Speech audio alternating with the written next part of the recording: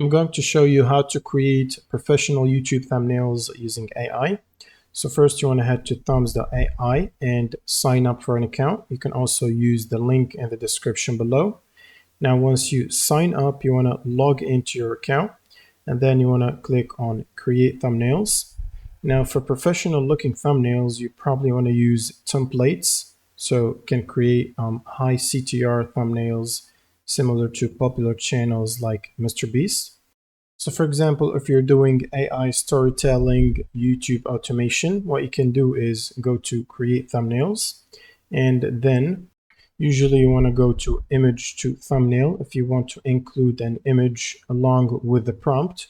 So for example, you could be making a video about a storytelling, for example, a security guard found something terrifying on camera. You could ask ChatGPT to create you a prompt. So create me a prompt for thumbnail. And then for the topic, and you want to specify the topic and send this message.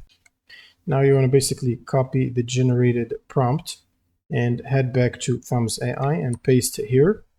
And you could also upload any image that you would like to be included in the thumbnail.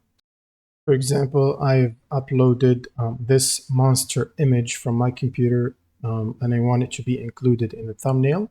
Now all you gotta do is scroll down and select the ratio. So for long format, it's 16:9. For variations of how many thumbnails you want to generate, you can select 1, 2, 3, or 4. I'm going to select 4 to generate 4 thumbnails to choose from, and then hit the generate button and wait for it to create the thumbnails.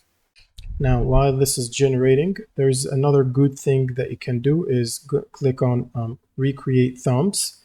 And what you can do here is either download the thumbnail and upload it again here, or reference directly a YouTube video URL, and this will grab its thumbnail and you can make tweaks to it and recreate it with AI to be better quality and then use it for your video as well, which is a pretty good feature.